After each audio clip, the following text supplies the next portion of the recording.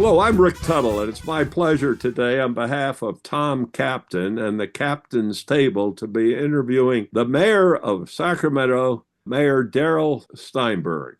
Let me say first a word or two about the Kaptains Table and then discuss briefly the curriculum I have for this interview with the mayor's permission to lay that out. The Kaptains Table, the idea that Tom Kaptain is a well-known both raconteur and expert in many things from athletics to politics, and that is that in the British naval services and in the commercial fleets, the idea of a captain's table, and Tom's captain's name is spelled with a K, but we're talking, of course, about the captain of a ship, would be to gather guests who were in the first class cabins, and with someone on the trip, someone on the voyage who was having an interesting life. Or as Winston Churchill said when he addressed the Congress in the grim days of 1940, I have not had an altogether uninteresting life, I think was the phrase that Prime Minister Churchill used. And have a discussion. It's been my pleasure to have interviewed,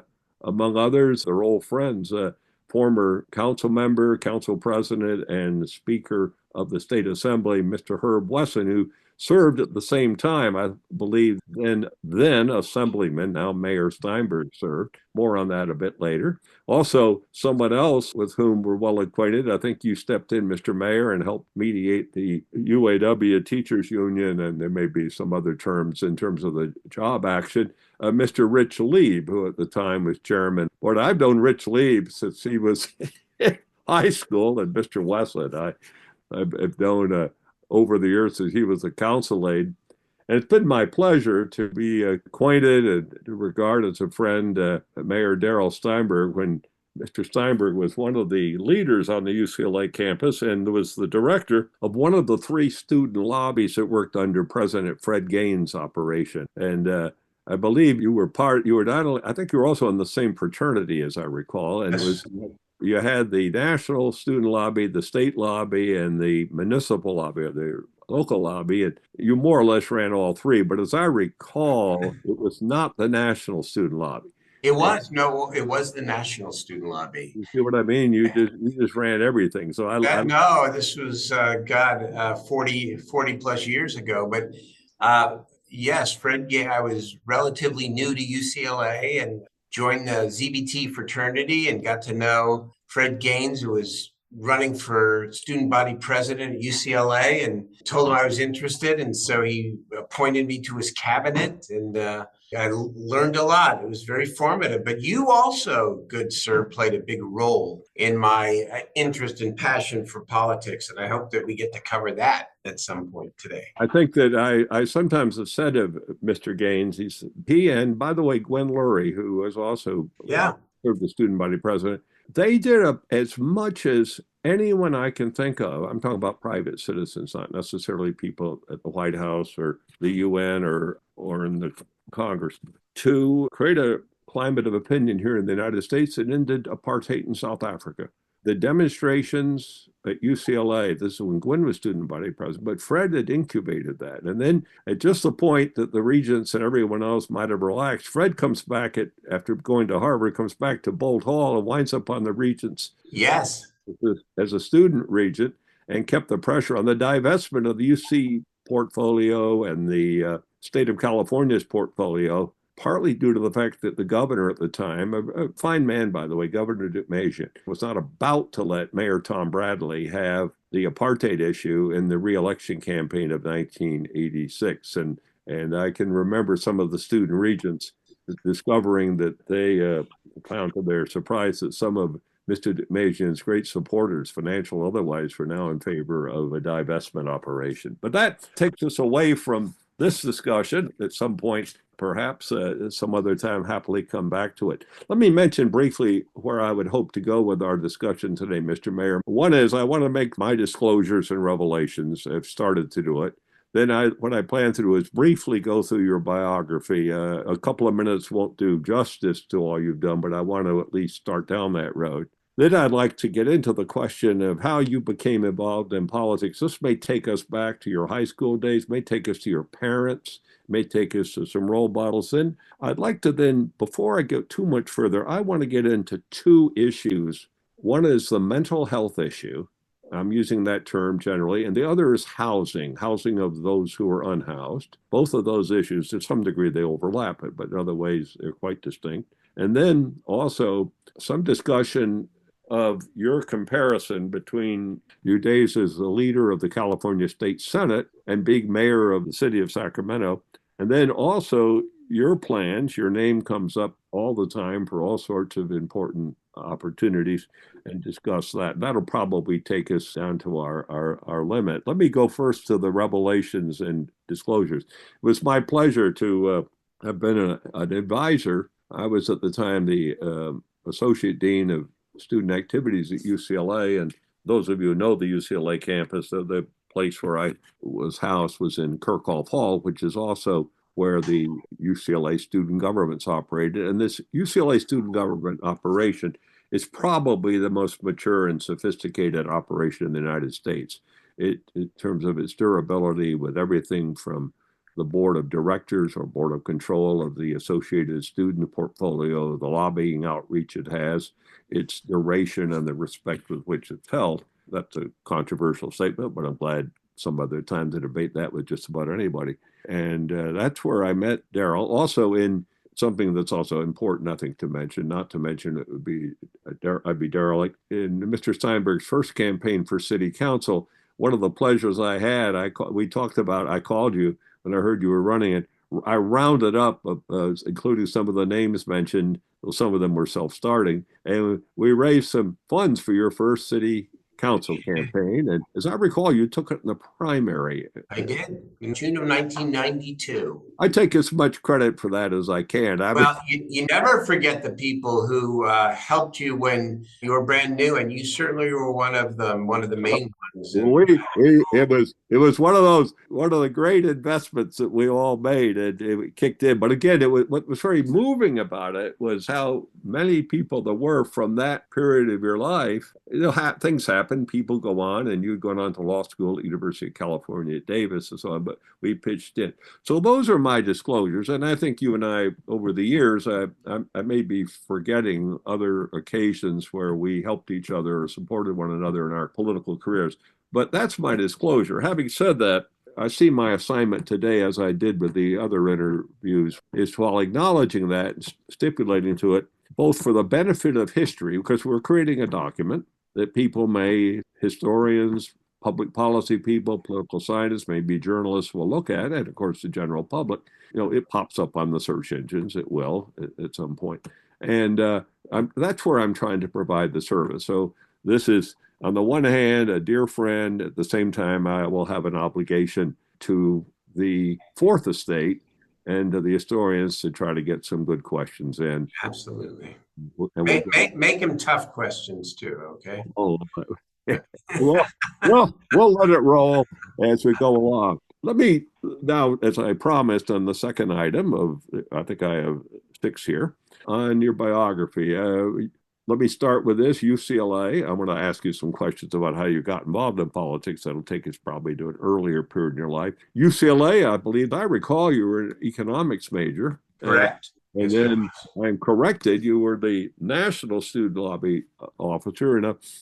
It was part of a very talented group of young people around Fred Gaines. I mentioned Gwen Murray. I could mention a whole series of other people. It was just a terrific group of young people, and as far as I know, without exception, to very fine lives and careers. And you went on to law school at the University of California at Davis, and then upon graduation, you went to work you and I ran into each other in Sacramento when I would be up visiting. This before you got elected to anything. Was it the California State Employees Association? Yes, it was. It was the labor union that represents the majority of the state workforce, now known as SEIU Local 1000, but at the time it was CSEA. And I went, as you said, went to Davis Law School, and actually got my first job with a small law firm doing corporate and public agency law. I didn't really like it. It was not enough person-to-person contact for me. So some friends sent me an unadvertised job opportunity, essentially being the public defender for people fired from their state jobs. And I applied and got hired, $26,500 a year in 1985. And I stayed there 10 years doing administrative trials and significant amount of court work. And it was, among other experiences, one of the formative experiences of my life because I learned how to be an advocate. I learned how to argue. I learned how to settle a case. I learned how to work with the opposing side. I did all that. And then in the middle of it, I got involved in the then smaller city of Sacramento, got involved with the Jewish community and chaired the Jewish Community Relations Council, so the Human Rights Commission. I bought a home, my first home in the southeast area of Sacramento, Tahoe Park, and became the president of the Neighborhood Association. And then in 1992, March of 1992, the night before the filing deadline for the popular incumbent's reelection, she called me and said that that day she'd gotten a letter from the U.S. Postal Service admitting her to Stanford Law School and that she would not be running for reelection. So I turned to my wife of 9 months and I said, well, what do you think? Should we do this? Yeah, she said, why not? Ask her now, 32 years later. But I can literally say that I ran for city council, decided to run for city council overnight because it's true. And of course, I won, and the rest. When she called you, she was calling to notify? It was last minute or last day or so. And was she also calling to support you? She eventually did support me, but not that evening. She wanted to see. There were a couple of other allies and neighborhood leaders who she wanted to check in with first. But over the course of a couple of days, she endorsed me, and she ended up becoming a really good friend. Kim Mueller ended up on the federal bench, the Eastern District of California, and has had a great career. So I'm thankful to her as well for the opportunity. But you never know, right? You take the leap, and you never know where it's going to go. But that's where it started. But it actually started long before that. And I hope we get to talk about UCLA and some of what you did and what others did, and helped set me on this path. We're going to take a short break from the captain's table and be back soon. Ready to make your brand stand out? At Amplify AI Media, we combine the power of artificial intelligence with creative expertise to elevate your marketing strategy. Our AI-driven approach ensures that every decision is data-backed, every campaign is targeted, and every result is impactful. We amplify your brand's voice louder and clearer than ever before. Amplify AI Media, where innovation meets precision. Visit amplifymedia.ai. Why settle for ordinary when extraordinary is within reach? We're back at the captain's table speaking with the mayor of Sacramento, Mr. Darrell Steinberg. I'm Rick Tuttle. Let me just briefly touch on the other points, and we'll swing back to some of that in a moment. On to City Council, 8 years, on to the California State Assembly. I know you were in the conversation when I didn't discuss this with, I don't think I did, with her or Wesson, but when he became speaker, you were the other. It wasn't he and I did discuss, but I happen to know it. Yes. You were thought of as a possible candidate for speaker at that point, and you decided not to do it. Have I got that about right, or is that just... You have that about right, but it also is worth a short story because, it shows how, you have to know your strengths and when it's your time and when it's not your time, because I did get elected to the assembly and I was known as, a policy-driven guy, some might say a wonk, and numerous speakers, in 6 years, I chaired labor, judiciary, appropriations, then the budget committee under 3 different speakers. And so when my friend Bob Hertzberg became speaker, he was great, but it was only a 2-year thing because of term limits. And so then it was the next group. And yes, because I developed a pretty good reputation as a straight shooter and a policy guy, I was considered Herb Wesson's rival. Well, the truth of the matter was that I didn't have the confidence. I at the time. I mean, I was confident in some things, but to do the politics and run this assembly, I honestly didn't feel like it was my time. And so, but I used the fact that people thought I might and sat down with Herb Wesson at exactly the right time. And he turned out to be a great friend and basically said, I'll get out if you would consider naming me chair of the Appropriations Committee. And he said yes. And so I became his second and chair of the most powerful committee in the assembly. And then just to fast forward, I finished my 6 years and accomplished a lot, and it was wonderful. And by the fifth year or so, it all really kicked in for me about how it all worked. Sat out 2 years, ran for the state Senate. And when I got back in 2006, I said to myself, I don't want to be number two anymore. And I have the confidence now to know that I could be the leader. So I actively ran for president pro tem, really from the day I got to the Senate, without that same hesitation that I had in my third year, really, in the assembly, when it was nice to be talked about, but I didn't really feel it. And yet I was able to work it out with Speaker Wesson to be his second and to learn how to lead the most significant committees in the legislature. So you pick your time, and your time picks you, and you need to know when to go hard and when to step back a little bit. And that is a gift. You have some sense of that. The state Senate and then mayor of Sacramento. And you were not running again because of term limits. It's something generically similar to what you were talking about a minute and a half ago, namely deciding what it is, feels right, what you want to do, where you are, where your heart is, and so on. As in, your heart was not in becoming Speaker of the Assembly, was in becoming Senate leader and becoming mayor. Why'd you decide not to run again, and what are your plans? Well, it was actually December 9th is the witching hour. December 9th is my last day, exactly. Well, actually, December 10th. So I've served as mayor now for 8 years during some very tumultuous times between COVID, the rightful racial reckoning in our country, which included our city, the housing crisis, homelessness. And I decided after 8 years, and after 30 years, really 32 years since I started, 28 years of actual elective service, that I just want to consider doing other things in my life. It was really that simple. I turned 65, and that's not old. I still have tons of energy, and I still think I have more public service in me.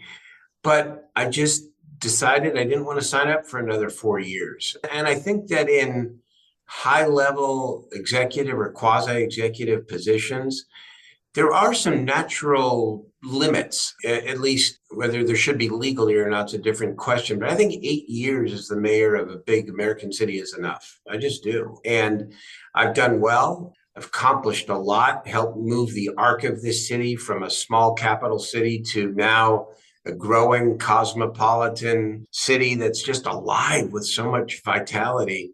And that it was just time. And I don't feel like I have more to prove. I have more I want to do, but I don't feel like I have to prove anything. And so what am I going to do next? I don't know. I also decided that I was going to not make a quick decision because I want to take a breath.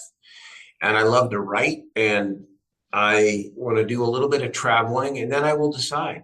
I have a lot of passions: mental health, education reform and workforce development, autism, climate and regional planning, all the things that I've worked on.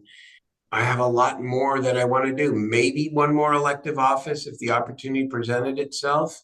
But first time in my life, actually, Rick, that I choose not to be driven, at least for a short period of time, and to just take a little bit of a breath. You appreciate that life is short, I know, as the cliche goes, and I want to think about what's next. Well, thank you. And I know your name is mentioned if Mr. Bonta were to decide office, for example, governor, that job, partly for its substance, namely chief legal official of the state of California. California. It would be of interest. I mean, I almost, I think I, well, reputed to have come in second in the appointment when Governor Newsom had that opportunity. And I think Rob Bonta has done a great job, and Governor Newsom made a great choice. But I competed for that, and that didn't quite work out. So maybe, but I tell young people too, man, serving an elective office is great. It's not the only way to make a difference. And I just maybe want to test that out a little myself. We now swing all the way back to the beginning. Okay. How did you get interested in the world around you and the way I meet you? You come in, the student lobbies, student politics, national student lobby. I dealt with a lot of young people in a lot of ways. You were one of those who was already very well informed young man and with a lot of ideas. Where did this come from? Did it come from childhood, from high school? Your parents involved in these matters, grandparents? What was going on? It's really funny. My parents, thank God, are still with us. Father's 91, mother's about to be 88. Well, you tell them they're just hitting their stride. Exactly right. Exactly right. Just hitting their stride. I turned 85 in January. You're going to turn 85, Rick Tuttle. God, and you're still playing basketball? My goal is to be the best. I used to say 109-year-old basketball player in LA County because I still play the game. I've come off these hip surgery. Yesterday was a big day out at the local park. I just knocked down a couple of old Manu Ginobili two-handers. That's what I got left. There's runners and two-handers. You be careful. I'll hijack the entire discussion into that subject. God bless you.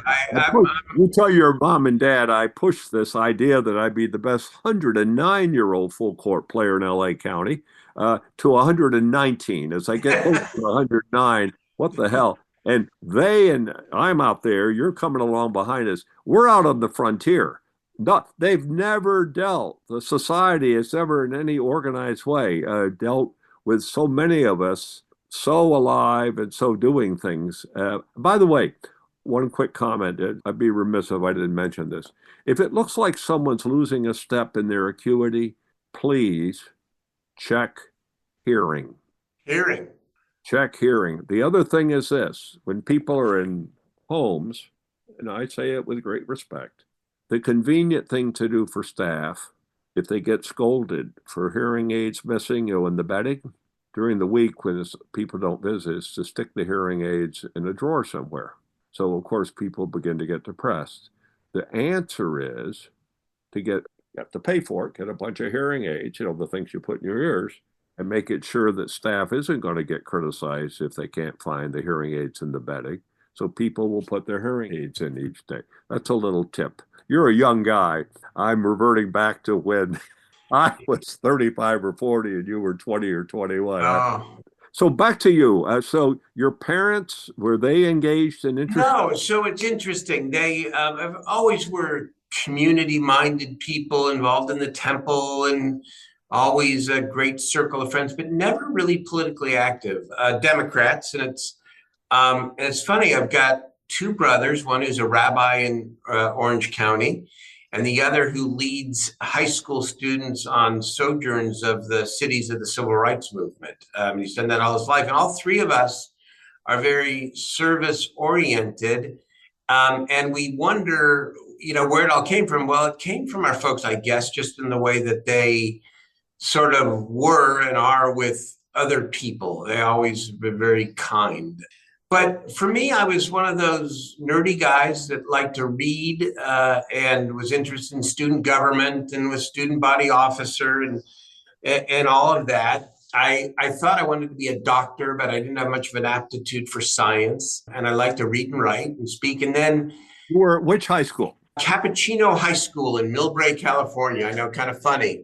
We never knew about the variants of coffee back in the day, but it's the name of a pioneer from San Bruno in Millbrae, California. That's where I went to high school. Were you on the student government? I was 8th grade president, 9th grade president, 10th grade president, and then I lost in the 11th grade in a stunning upset. And I didn't run in the 12th grade, but I did serve, and I was did YMCA, youth and government, and all of that. And, was always interested. And then I went to Cal. You don't may know that part of my story. I went to Berkeley for 2 years because I got a scholarship through my father's work that lasted 2 years. And when that ended, I said, I want to experience Southern California. And that's where I transferred to UCLA. And I joined the fraternity. So I didn't get there until my junior year. And I got involved, as we've already talked about, with the National Student Lobby. And then you, good sir, were encouraging to me and to many others to actually think about summer internships in Washington, D.C. And you set me up with a Texas congressman who was actually a legend, Henry B. Gonzalez from San Antonio, Texas, former chair of the banking committee.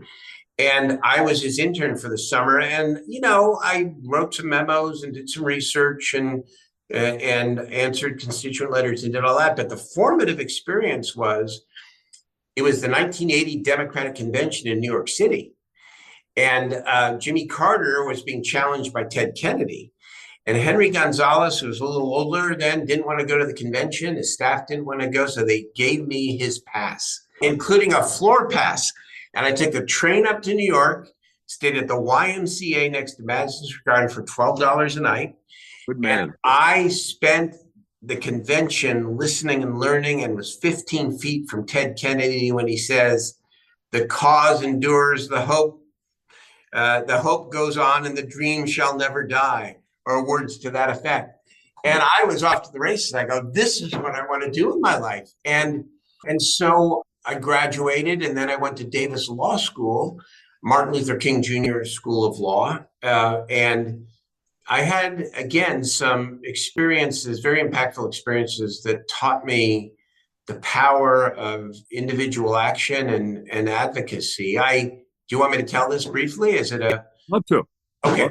So this goes back to my couple of years at Cal. I lived in the dorm complex that housed the internationally known Center for Independent Living, where students with severe physical disabilities were living and enrolled in college just as us able-bodied people were.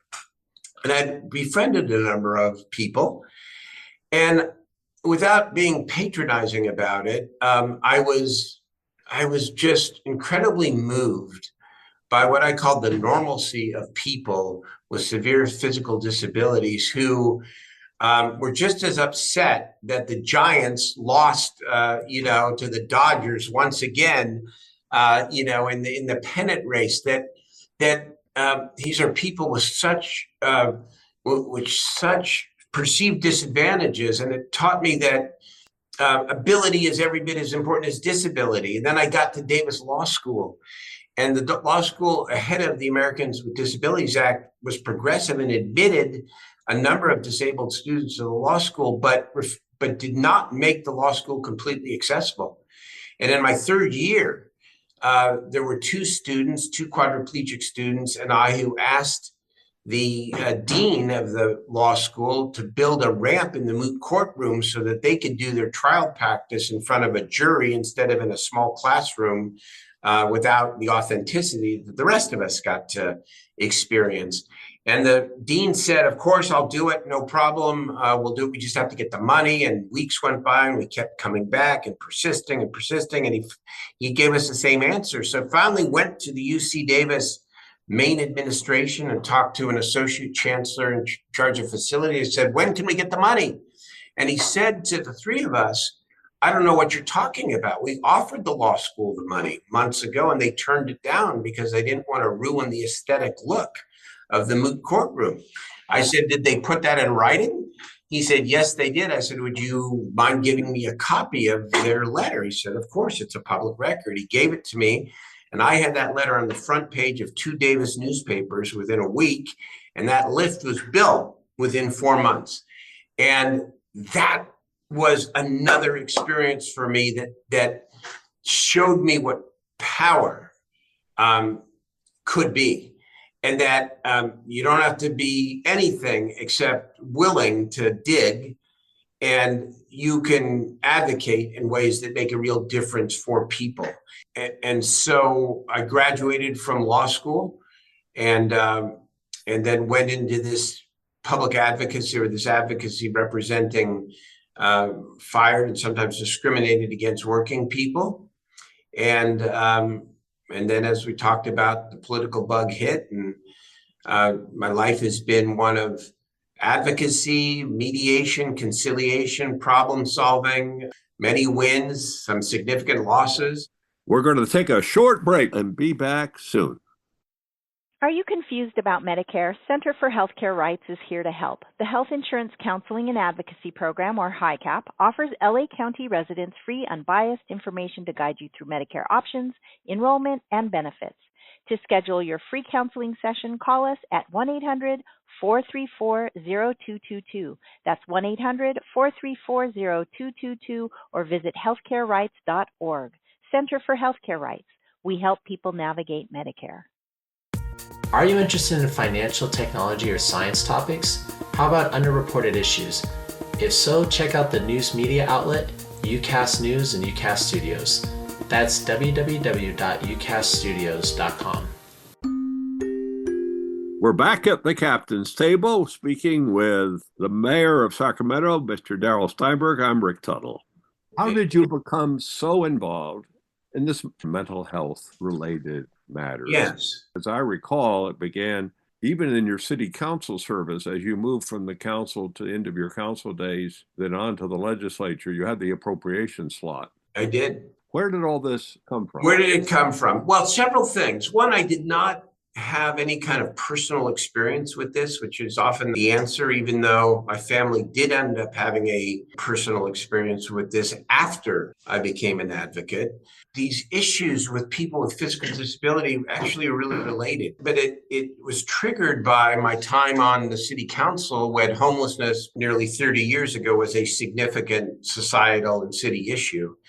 And the city decided in 1997, in my last full year as a member of the city council before I ran for the assembly, to file a lawsuit against a charity that was feeding homeless people in downtown for, quote, feeding too many people on Sundays. And the real root of it was that the city was frustrated that there was an overconcentration of homeless facilities in one part of the city, the downtown. But I voted against it because I thought it was the wrong thing to do. You and Joe Cerna. Joe Cerna and I. And only two. Yeah, Joe Cerna, dear friend, late Joe Cerna, and mentor. So at about that time, I decided to run for the assembly. And the late Phil Eisenberg, another dear friend and mentor, who was in the assembly at the time, when I sat down and asked him for advice as I was running, not presuming I would win, but if I had won, about how to be an effective legislator, he said to me this.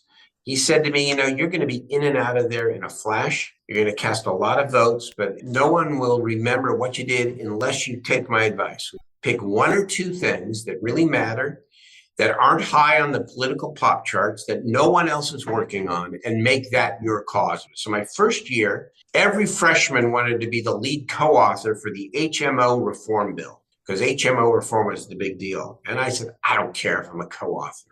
I'm going to take on my own thing. And I decided to make mental health my cause, in part because of that experience that I've described in my college and law school days, and in part because it was a chance for me to make my mark. And so I worked with advocates, including a great Californian, the late Rusty Seelix, who led the Community Council Mental Health Agencies. And we drafted a bill, my first bill, that said we are going to serve 50,000 homeless mentally ill people by providing them comprehensive wraparound services. I put a $350 million price tag on the bill and went to work. I just probably was annoying to Governor Davis and Governor Davis's wife and John Burton. And at the end, he signed my bill for a grand total of $10 million.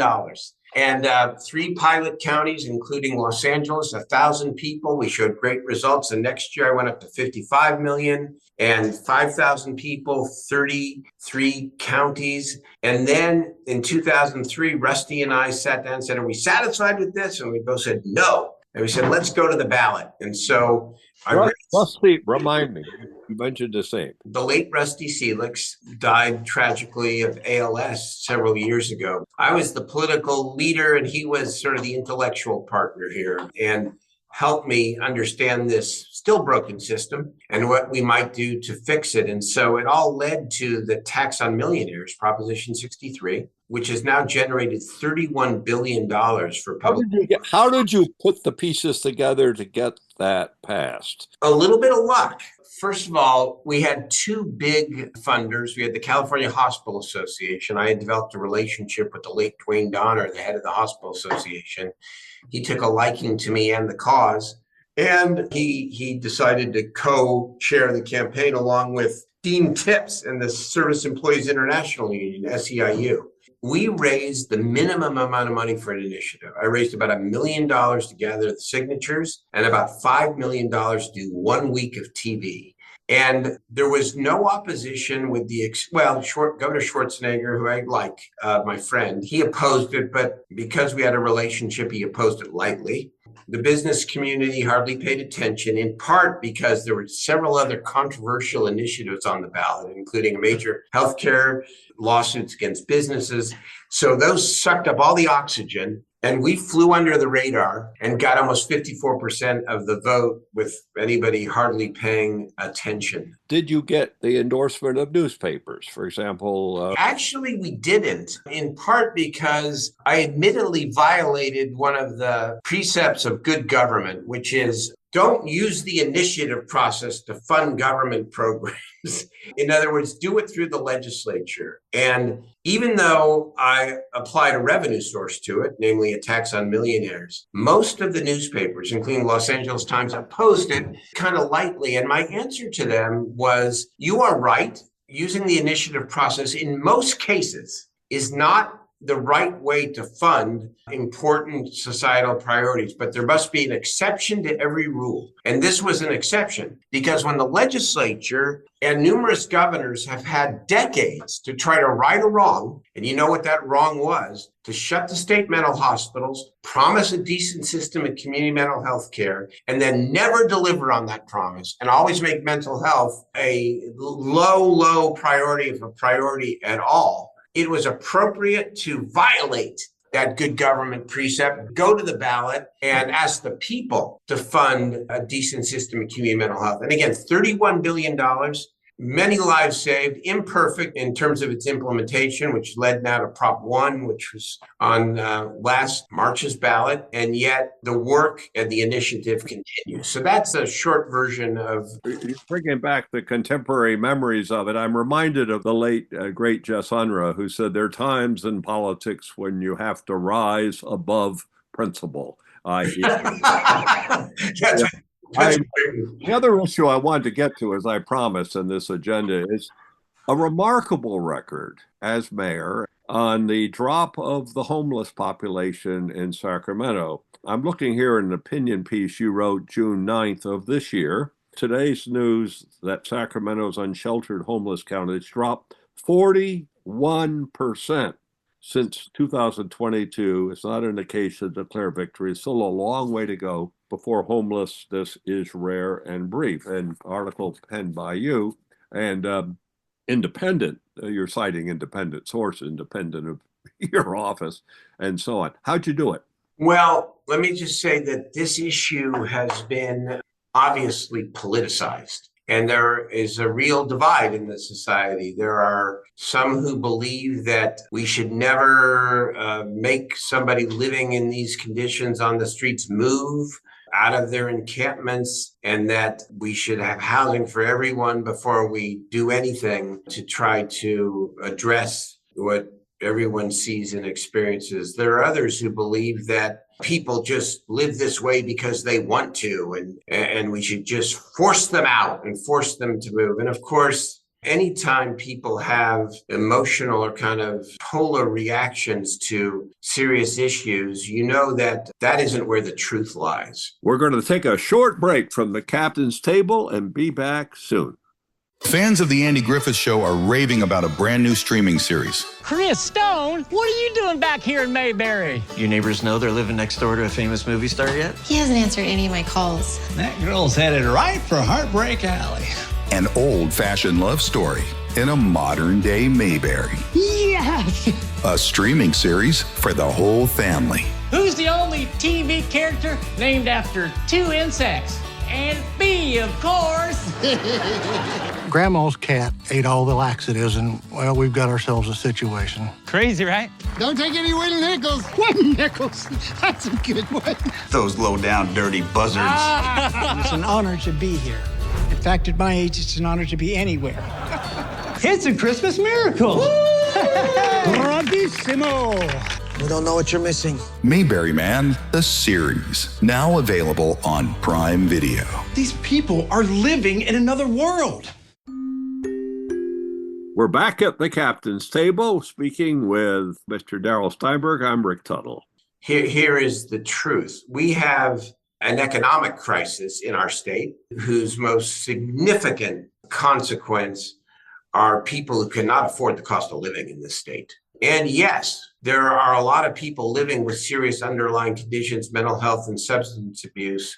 A lot of those people, by the way, used to live in single room occupancy hotels or live in less expensive apartments. But frankly, we've priced most people out of this state. So this becomes very political. And of course, there is no substitute for actually doing the work. What did we do? When I became mayor, remember this, it's an important fact, and this is the same challenge that Mayor Bass, who was my dear friend, my legislative partner during the Great Recession in 2009 and 10, and a great mayor, great public servant, same challenge she faces. Cities are not health and human services agencies. We don't do mental health and substance abuse. Those are the counties. Prop 63, my initiative, the millionaire's tax, all the money goes to the counties, fine. When I started as mayor, the city was funding and operating less than 100 beds a night. We now are up to almost 1,500 and growing every single night. We've built more permanent housing than ever before. We are now in a legal partnership with the county where they have a legal obligation to provide the wraparound services for the people who we bring into temporary housing and or shelter. Did you do that with legislation or with a contract of some kind? We did it with a contract. It's a legal contract, but it was not so easy. We had a lot of tension. Some might say finger pointing, but we ended up sitting down and actually defining our roles and responsibilities. And it is a foundational document for even greater progress. But we have exponentially increased our options for people. And we have also said you cannot continue to live in these large encampments, especially if we offer you a place to live, even if it's temporary. And so there's no substitute on this issue for doing the actual work. And it's not glamorous, but it is adding capacity. It is having, and I mean temporary beds and permanent housing, ensuring that those are integrated with services at whatever level people need. Having outreach teams. We established a separate city department whose responsibility is to be out on the streets with county mental health, to do the intensive outreach with people, to case manage, and to make sure that we have an actual functional system where we can identify where people can go. All of that hard work led to a 41% reduction in unsheltered homelessness, as I wrote and you read. Not a declaration of victory, but a major set of steps in the right direction. But I have a deeper philosophical argument here that I've not made ground on this, but someday I believe that if we are going to make an even greater difference, not just in Sacramento and throughout the state, that housing and services, if you are seriously mentally ill, must be a legal right. A legal right. The society, through its governments, must have a legal obligation to actually provide shelter, housing, and services to everybody who is unsheltered and on our streets. And so you don't think I'm just a runaway crazy progressive here. I also believe people ought to have a legal obligation to accept that help. Reciprocal responsibilities and obligations, a right to housing and shelter and services, and an obligation to accept it. Because no matter what we proclaim, as serious as this problem is, and it's very serious, our laws do not back our frustration. because the law currently says counties, for example, can decide who they want to intervene with and who they don't intervene with. And we know there are far too many people who are the sickest of the sick that remain on the streets. And yes, it's expensive, but that's why we have the millionaires tax in Prop 1. And that's why Governor Newsom has flooded more money into these systems than any governor in history. And there must be accountability. And I don't just mean that as a loose word and data collection reporting. That's necessary. But there ought to be a legal obligation to shelter and house everyone, and a legal obligation for people to accept that help. That too won't be perfect, but oh my God, we'll have far fewer people out on the streets and far more people with a better chance of having a better life. How do you force homeless people to take housing? Suppose they resist. You handcuff them? Oh boy. I mean, no, you don't handcuff them and you don't put them in jail, period. But I do believe that the force of the law can induce more people to accept the services than otherwise would. When I said it's not perfect, I don't think everyone will come in. But I think more people would come in if society through its governments was compelled to actually have enough shelter, housing, and services for the people at least living on the streets. And I think more people would choose to come in, even if they were forced to come in with that light stick. And you'd bring more people in if the law backed us up. But in terms of the remedy, no, I don't think you should put people in jail. Here's a remedy. You don't get to stay camped where you're camping. You don't get to stay camped where you're camping if we offer you help and real help. But we're so far from this because housing's an economic commodity. Choosing to bring people in is a discretionary act of government. And despite all the money and the prodding and some of the good results, and there are good results, and there are heroic people out on the front lines saving many, many lives. But I'll give you this analogy, and I'm sorry, but give me one more minute. Certainly. We say in society that every child is entitled to a free public education. That's a legal requirement. And what is then the reflexive action we take without even thinking about it? We build public schools because the law requires it. Well, is housing people who are out on the streets that important? If it is, why doesn't the law require us to actually build it? We could do a whole lot more with manufactured housing, a whole lot more with innovative housing, a whole lot more to break down some of the barriers that make it harder to build housing, whether it's too much local control, NIMBYism, overregulation, lack of innovation in terms of housing types. All of those obstacles are more powerful than any compulsion to build what is necessary in order to actually make a greater impact on this problem. And so I'm either ahead of my time or dead wrong. I don't know which. But it's what I believe. For me, what's exciting for me, and I think for those listeners who've been listening to this broadcast and also aware of your record, is the authenticity which you bring to these questions. You've been walking, to borrow a term that we heard a lot of the last few years. You've not only been talking the talk, you have been walking the walk. 41%. That's a hell of a record. As I recall, for municipalities your size, you lead California in the per capita and the amount of housing that's already been built, and we can work. If you become Attorney General of the state or become Governor of the state along the way, I'll enjoy discussing with you the procedures taken to force people into housing. Let's hope that we arrive at that march. We're getting near the end of the hour, and this is the time for me, Mr. Mayor, to ask: are there matters you would like to bring up. I've touched on a couple. I've not tried to be completely comprehensive, but there's some things you might want to say for the benefit of those of us who are here at the captain's table. Well, I guess in this difficult time in our country, in our country's history, where so many people have chosen to either check out or to express their frustration and upset with the system in ways that may cause more harm than not. I know that's a political comment. I just always say to people, opt in and stay engaged and stay involved. And I think we have to do a better job, and it's not a party reference as much, well, a little bit of a party reference. We need to do a better job understanding why people are so frustrated with public and private institutions.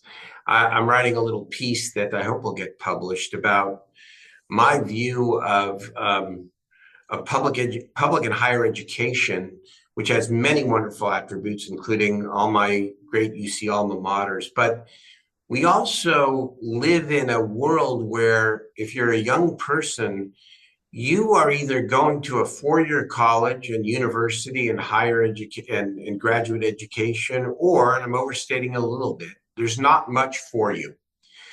And I think we need to look at secondary education, high school education, and we need to make sure that every young person has a curriculum that is relevant to their career interest and the jobs of the future, that they have the full opportunity to either go to college or full-time apprenticeship in the field of their choosing, and that we don't have such a binary choice for young people. I think we got to look at the European model of public and higher education, and really, without sacrificing academic rigor. I'm not talking about just bringing back the old auto shop. I'm really talking about rigorous applied curriculum and multiple pathways for young people to almost be guaranteed that they're going to either have the opportunity to go to university or apprenticeship, all that lead to high wage jobs. I think that's another great cause for the future. Well, I thank you for that. And by the way, the term community colleges pops into my mind. Of course.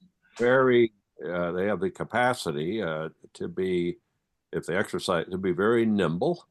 And it speaks to that. And well, this has been very exciting for me, Mr. Mayor and Darrell. It's wonderful visiting with you, and I look forward to a good cup of coffee. In fact, if you come down this way and you want to get together, we'll migrate up to the UCLA campus and have. Well, next time I'm down, will you make sure that you send me your phone number, please, so that I know how to get a hold of you, Rick? I'll send it over, and we can go from there. And whether it be the faculty club or Kirkhoff Hall, we'll work it out. And what a pleasure. And congratulations. Thank you for all the young people you have inspired in your life, including this formerly young person, because I'll never forget it. By the way, the person who I think all I did on the Congressman Gonzalez business was I referred you to the wonderful Alexander White of the Expo program. Yes. Alex would have been the one to put that piece together, and I just feel so good about I'm going to use the word soaking, like a good bath. The soaking you got at that 1980 convention, I remember very well, and that convention and all you've done since. Thank you, sir.